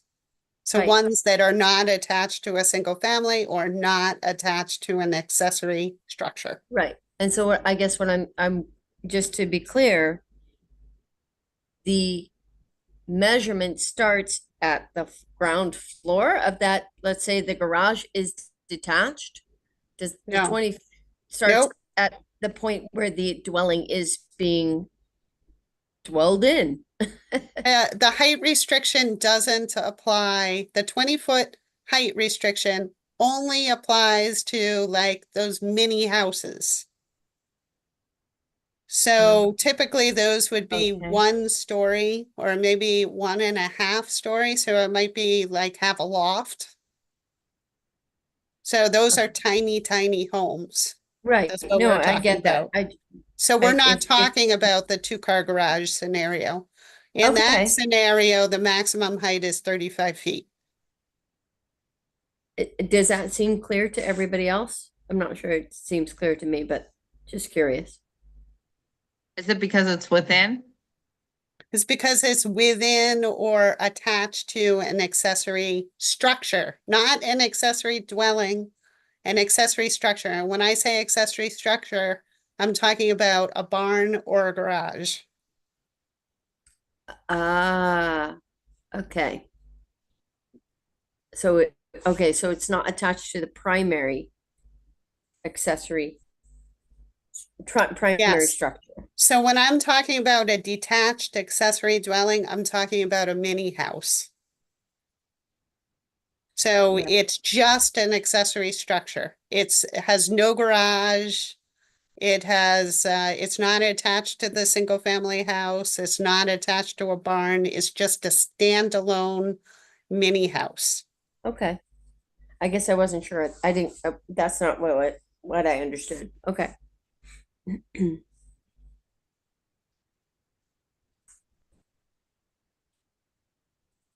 Lainey, stop it. Lainey? Oh, Oh, we, sorry. I'm yelling at the dog. They're rustling and like jumping on couches. They're out of control. I thought I was on mute though. Sorry.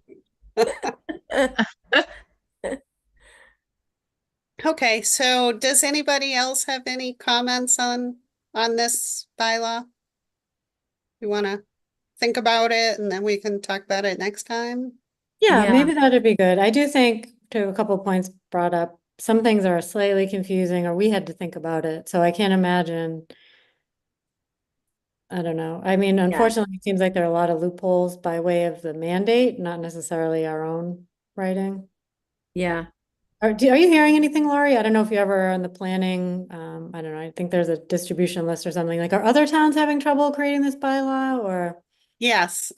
Okay. Yeah, I already attended one workshop and like one of the things I was really confused about is whether the town was mandated to require allow detached accessory dwellings or whether that was just an option. Yeah. And so they clarified it for me. So this was a workshop that was held by CHAPA. Oh, okay. And they said that, of course, litigation, it's so new, everybody's just trying to figure out what it means, but they believed that it was an option, not a requirement. Okay. Okay. So there is another one. I sent you folks an email. All right. CMRPC is going to hold another one where planners and planning boards discuss it amongst Yeah. themselves. That would, And I hope to learn from each other. So that one, I believe, is on October 29th. So if you're interested, it's a free workshop, so you can just register yourselves. Okay, that's a good suggestion. yeah. All right. Okay, so then the next one, this one has kind of been a pet peeve. One thing that I've noticed since I've arrived in Northborough is how funky the lots are, Mm. um, as far as irregular shapes. So in other towns that I've worked for, they had odd shaped lot factors. And it was a mathematical formula that pretty much ensured that lots are as rectangular as possible. And so this is something that I suggest for Northborough. I know you do have a width requirement, which is helpful, but then you still end up having super, super weird, funky, like snake-like and Oh, yeah. tails Yeah. on the lots. And I think that adopting a regularity factor will help eliminate that from happening, so the lots will be more rectangular. And if they're more rectangular, they're going to be much easier for the homeowners to keep track of Mhm. and know where they can put their sheds and their swing sets without having to get surveys every time they want to do something. Yeah. So this formula, the 0.4, is the formula that we used in the town of Millbury, and it worked very well. There is an out for super, super large lots. So those, of course, if you're talking about a 50-acre parcel, then chances are it's not going to be a rectangle. It's like the leftover land. So that would enable exceptions for large lots. And this also says that, of course, this would only apply to new lots. So the funky lots that already exist in town won't be negatively impacted in any way by this, the adoption of this regularity factor. So if you happen to have like three fairly uniformly shaped lots that are abutting each other and you wanted to make one lot, but it made a more funky lot, is that prohibited by this? I mean, that might be an unusual.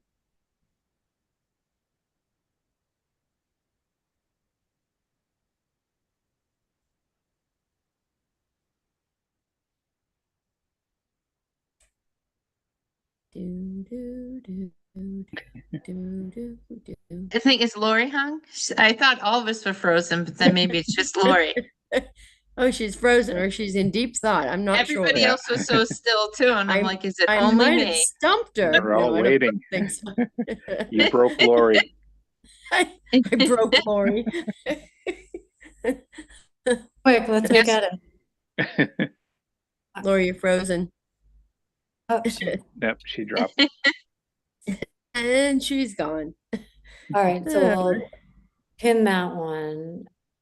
Yeah. One thing I was gonna bring up, but maybe when Lori's here, is I have seen towns bylaws where they want more regular shape, but not only do they have that formula, but they show a picture, like, oh, Lori's back. I was just saying, Lori, in some towns, along with that formula, they show a picture. So an example of what you're trying to say, because I first looked at that formula, and I'm like, what the heck is that?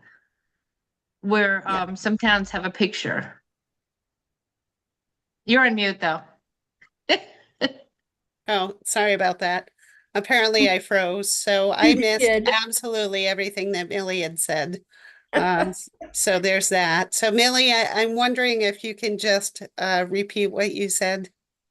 Let's say somebody has three smaller shaped lots or three smaller, somewhat evenly shaped lots, and they want to combine them to make a, a larger lot that meets code, but it makes the lot actually in irregularly shaped according to this.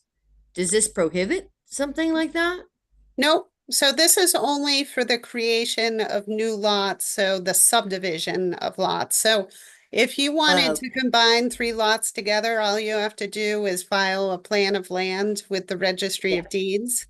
So the planning board doesn't even come into the process. So combining land is very easy. Okay.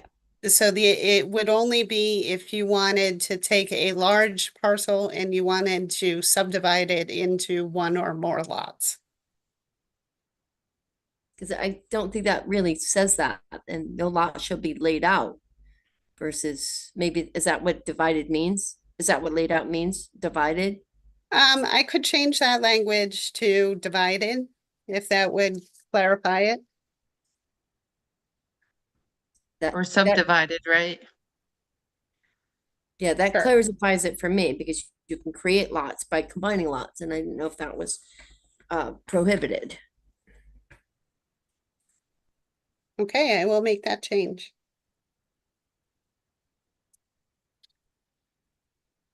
Maybe if I look at another bylaw too, I can send it to you. I don't remember what town it is. Maybe Shrewsbury or Westboro, where they don't want irregular lots, but they have a picture.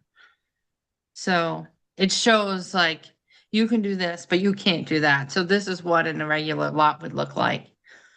And we went to a class once on bylaws, and I know Bob says he doesn't like pictures, but the class I went to about writing bylaws, they said the more pictures, the better. It's easier to see something, you know, a picture speaks 1,000 words. Are you It Versus, might be I- easier for us to include pictures in the subdivision regulations than it would be in the zoning bylaw. Yeah, this that's was what I was definitely a wondering. town zoning bylaw, and it was just one picture to show what they meant by irregular lots. Okay. Why don't you show me the example? Okay. I have never seen the irregular shaped lot done Okay. as a picture, so I can't really imagine what that would look like, but I'm happy to see an example or two. Okay. Okay.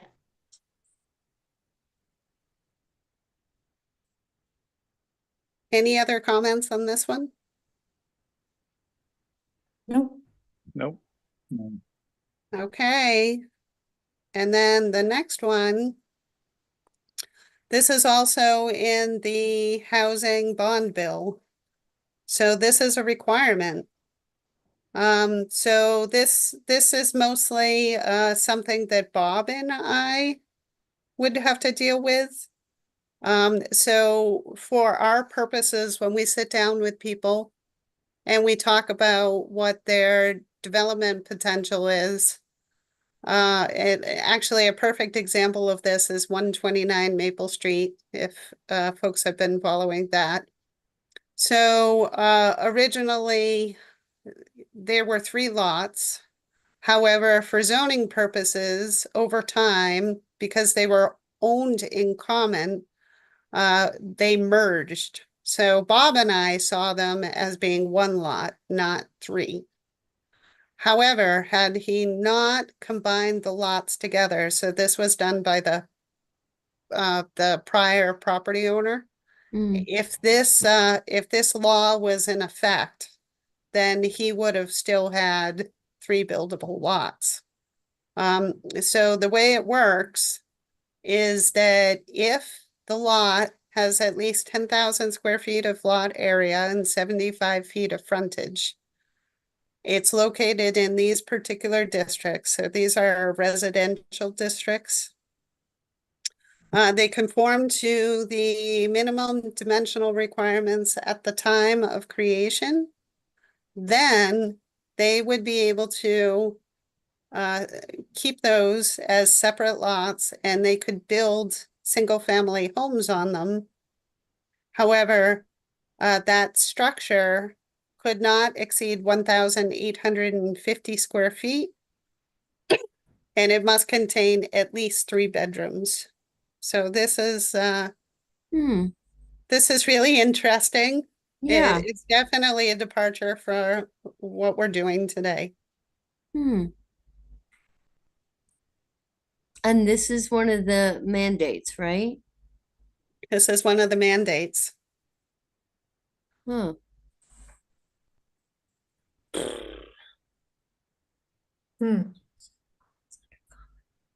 So I pretty much took this language straight out of the information that I supplied to you this afternoon. So the only thing that is specific to Northborough are the zoning districts. And the example that you're saying is that for 129 Maple Street that was combined into 1 lot? Yes, so the prior can it- property owner had combined it because Yeah. we explained to them at the time that for zoning purposes, those lots were not buildable. They, instead of having 3 lots, he only had 1 because the minimum lot size in the aquifer Mm, district was 40,000 square feet. right. So he had, I think 2 of the lots were in the 20s and 1 was smaller than that. So he had 52,000 square feet. Right. So As a he would combined have lot. had three single family lots had this provision been in effect at the time. Even though the criteria is 40,000 square feet aquifer in our bylaws, right? Correct. Which got changed. Correct. So Yeah. this would mean that that 40,000 square foot provision doesn't matter. Okay. So Are we it sure supersedes it. that our groundwater is superseded by this? That's my understanding. Yep. Can we ask town council? Because groundwater is like a protection overlay. I would think that a I merger wouldn't of think you could lots, simply just bypass that. I wouldn't think so either. Maybe it's a question for KP Law just to double check. Because I would see, I understand the new housing law that what they're trying to do, but I would think it wouldn't supersede wouldn't groundwater come protections. at the Well- expense of possible. I encourage you to look at the KP Law update that I emailed. Oh, okay. So it provides the background information there. Okay. So it says, when 2 non-conforming lots come into common ownership, case law provides that the 2 lots will merge to eliminate or reduce the zoning nonconformities. Section 10 of the Act amends Chapter 40A, Section 6 by prohibiting the merger for zoning purposes of adjacent lots under common ownership if at the time of recording or endorsement, the lots, and then it talks about these conditions. Yeah, I would think it would stop them from merging and they would still be single family lots maybe. But I would think if they had to go through the groundwater protection overlay, they'd still have to do that. I don't Well, know. remember that the groundwater protection overlay came into play in the 1980s. Mm-hmm. So if the lots pre-existed the adoption of the groundwater protection overlay, then they would be grandfathered. They would be legally non-conforming lots. But Interesting. doesn't that end after 2 years if you haven't built on it? No, so that's the whole point here of this change to the housing bond bill. So right now they merge together. You're correct. But the changes to the law say that they will no longer merge. So are they effectively unmerged at this time and there's 3 lots there, or does that have to go through another process to redelineate the lots? No, you don't redelineate the lots. So they would just apply for a building permit from the building inspector Okay, and they'd be able to get that. okay. I would So think they'd that be able to some get 3 lots, single family homes if they wanted to. Yep. Yep. I would think that some lots might merge and how would owners like 2 and 3 owners down the road even know? Because they they merge. just they do the research. The history. So whenever somebody comes in, so that's what Bob's doing when he does the zoning interpretation forms, Mm, is he's looking through the history of the land. And he's providing them with advice as well as to me and to you and the zoning board of appeals as to whether they can go forward with what they want to do or whether they need special relief from, say, the ZBA or the planning board. So he pretty much will be enforcing this.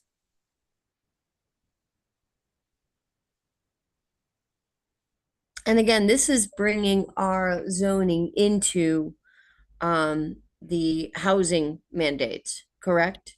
Correct. It would bring our zoning in compliance with the law, the new law. Yeah, the new one. Okay. All right. Okay. Interesting.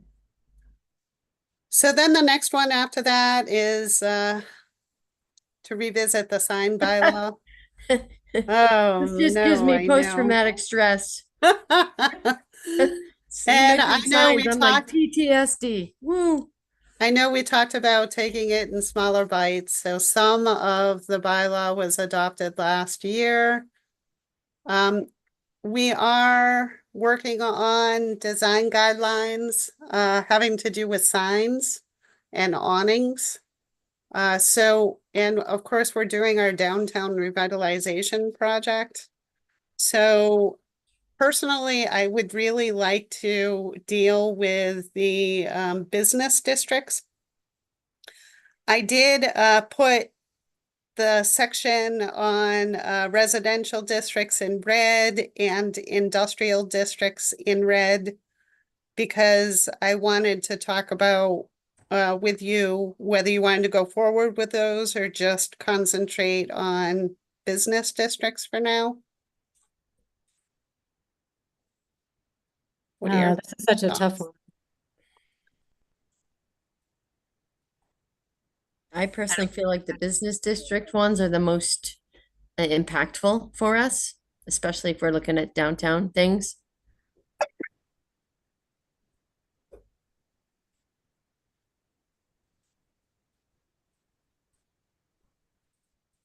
Yeah, I don't mind either way.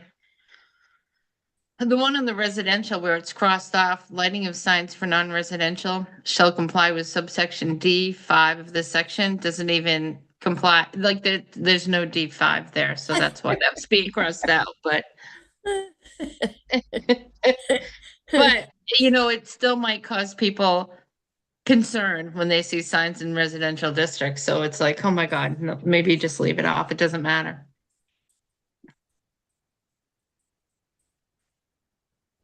So, I mean, we can just stick with the business and do the other two Mm. later on. Even the industrial ones, it was combining things because it already said you couldn't do certain things, so I was crossing out because it was duplication. But Mhm. that was last year and we can leave it off for now. Like there's already on top, there was already a thing that said no sign shall move, flash, or be designed. So I was just crossing it out to clean it up because it already says it. Mhm. But we can leave it there. It doesn't matter. For now, if we just want to stick to the business. I don't know. It seems like this is, for some reason, we have the hardest time with this. So either we risk, I just don't want to risk losing the whole thing. I don't know. Maybe it's easier now. It's not as controversial. Any thoughts on that? I think small bits is more likely to have success. Absolutely. From past experience.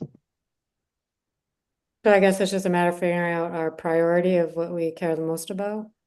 Hmm. I think it's the business district, right? Yeah. Downtown. That's my perspective. Which is what Lori left in black. Right. Yeah. What is one of We your? already, Yeah. we Do might we have even already want- talked about it last year, but then at the last minute took it out. Right.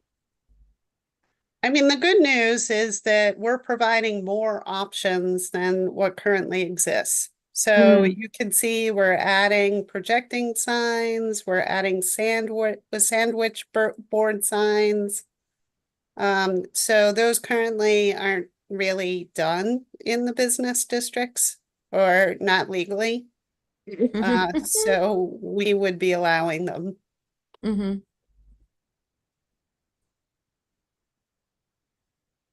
And also awning signs are currently not allowed. but now we would allow them. Didn't we run into something with that last year that we didn't like? We had to decide, like, a lot of towns say the awning should just have a certain size, like, and say, like, Northborough House of Pizza. But then some awnings, they put all sorts of pictures and fill up the whole awning. Right. So, And we I- are addressing that in the design guidelines.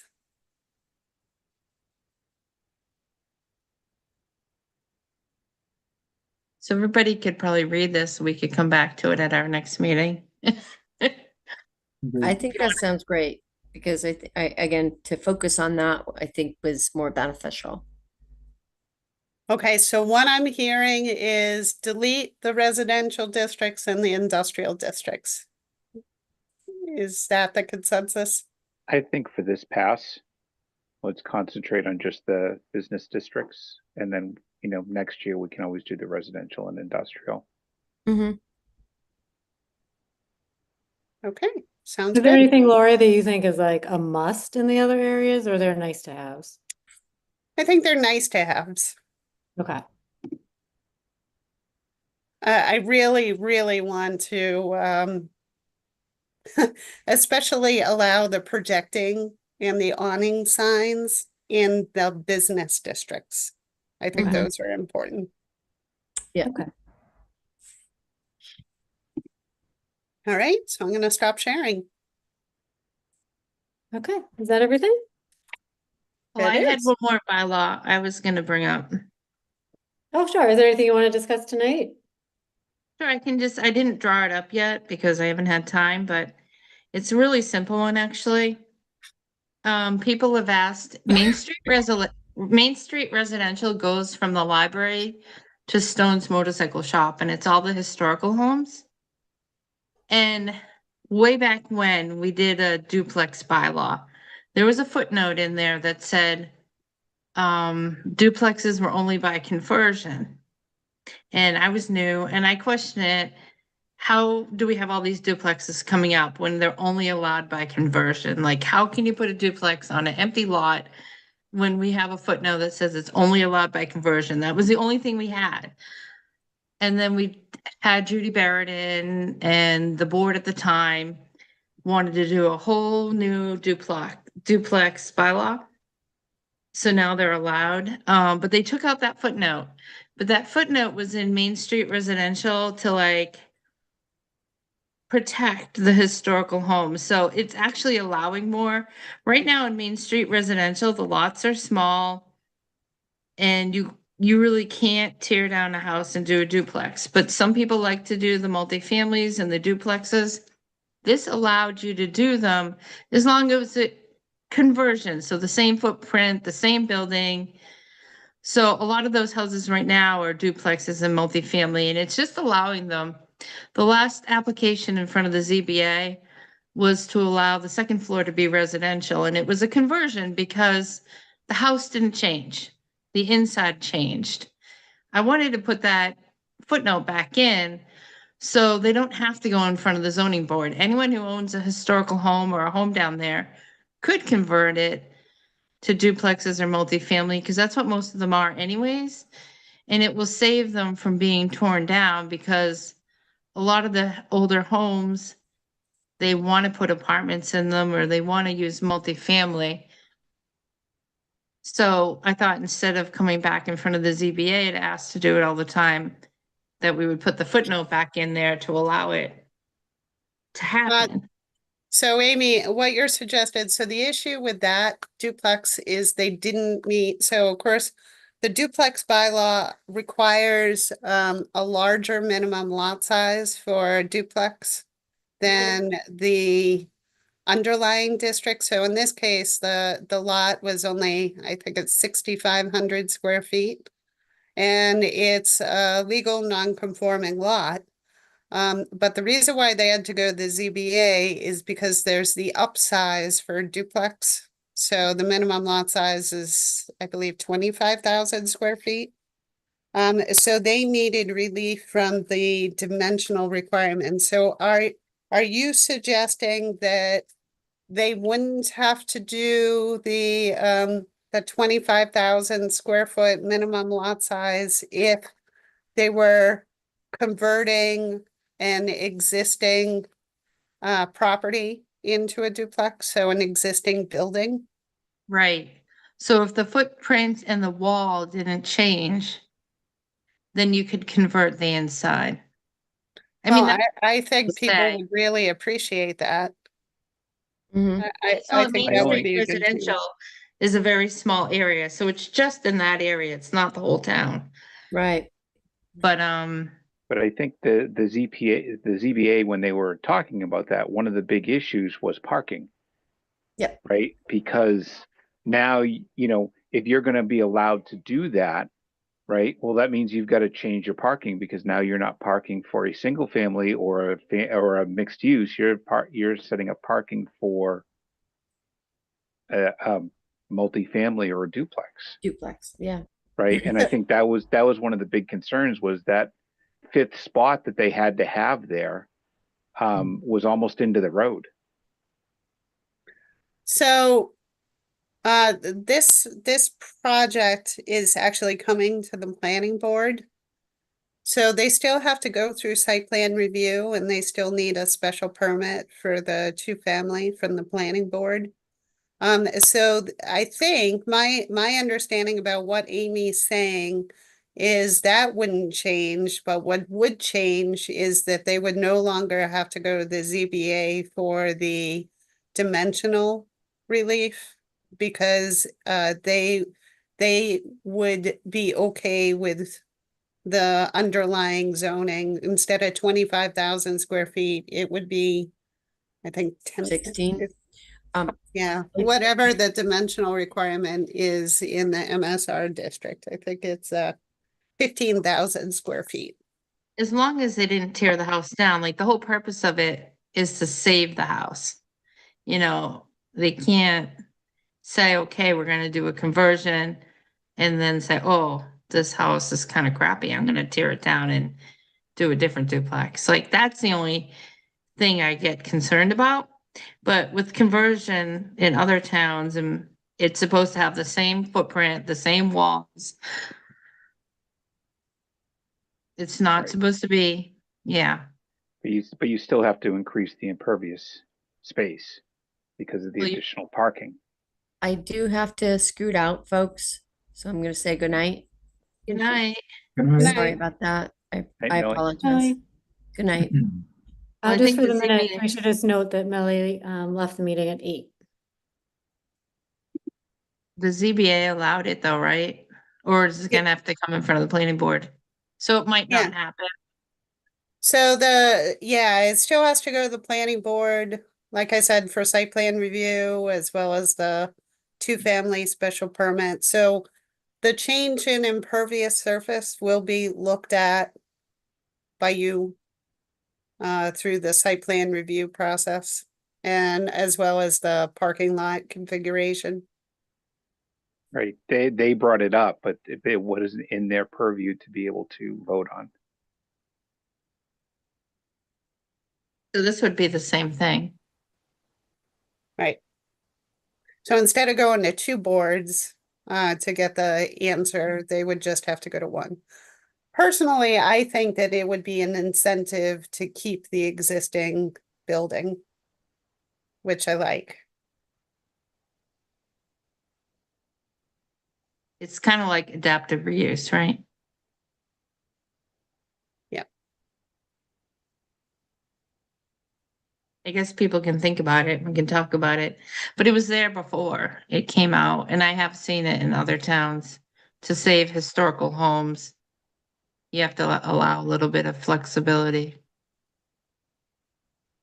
But Okay, I just, so yeah, for next time, I guess we just think about, well, first of all, the ones that we looked at already, to kind of think through what we talked about, and I think we're in a good spot overall for this time of year, so that's good.